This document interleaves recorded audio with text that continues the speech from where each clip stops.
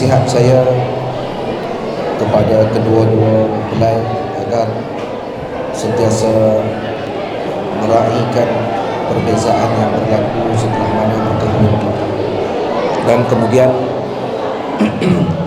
sentiasa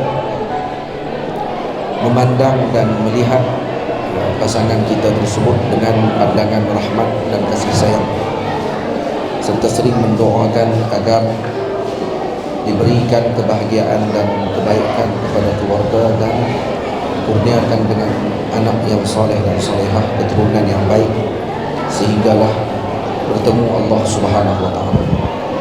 Yang kedua, perkahwinan bukanlah hanya semata-mata keseronokan, tetapi ianya merupakan tanggungjawab. Dan setelah seorang tadi berkahwin, bermakna dia telah menyambung hubungan bukan hanya dengan isterinya sahaja, tetapi turut menyambung hubungan dengan keluarga di sebelah isterinya, dan isteri menyambung dengan hubungan keluarga dengan sebelah suaminya. Maka anggaplah ibu, ayah mertua kita seperti ayah dan ibu kita sendiri. Ketika mana ibu dan ayah mertua kita ada menegur dan memberikan nasihat, maka anggaplah itu nasihat daripada ibu dan ayah kita sendiri. Ketika seorang tadi menganggap ibu dan ayah mertuanya sebagai orang yang di luar daripada keluarga, maka ini menyukarkan untuk mereka menerima nasihat tersebut dengan baik. Karena kita orang muda kemungkinan banyak lagi perkara yang kita tidak hadapi yang telah dihadapi oleh orang tua sebelum kita, maka nasihat yang mereka berikan tadi adalah sangat berguna. Suami perlu untuk menjaga perasaan isteri.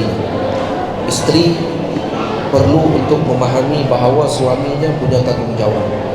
Selain dengan ilmu, selain dengan keluarganya, maka isteri kena memahami bahawa suaminya punya hak dengan ibunya jika ibunya masih ada. Maka tidak sepatutnya bagi seorang isteri untuk rasa hati ketika mana suaminya melebihkan ibu.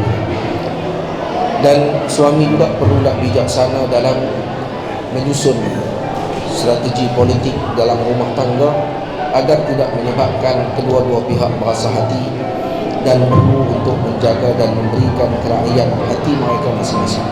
Sebab itu keluarga ini adalah salah satu bentuk daripada kerajaan kecil yang perlu bagi ketua keluarga tersebut bijaksana dalam meraihkan rakyat yang berada di bawah tanggungannya.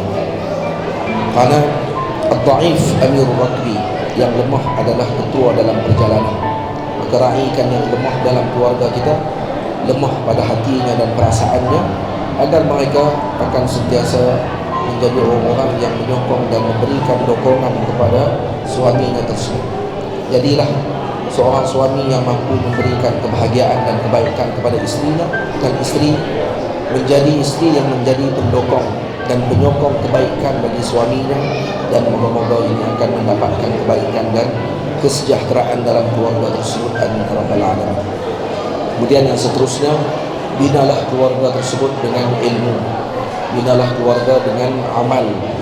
Bawalah isteri dan anak-anak kita nanti ke majlis-majlis ilmu, kenalkan mereka dengan para alim ulama, kerana ini adalah sebab kepada kebahagiaan yang utama. Bukan mengenalkan mereka semata-mata kepada materialistik dengan duit, harta dan seumpamanya, tetapi diabaikan sudut spiritual ataupun bahagian dalaman, iaitu kerohanian bagi keluarga tersebut. Karena semakin hampir keluarga tadi kepada Allah dan Rasul, semakin dekat dan semakin bahagia keluarga tersebut. Tidak dinilai dengan rumah yang besar, tidak dinilai dengan kereta yang besar. Yang dinilai adalah dengan hati yang besar.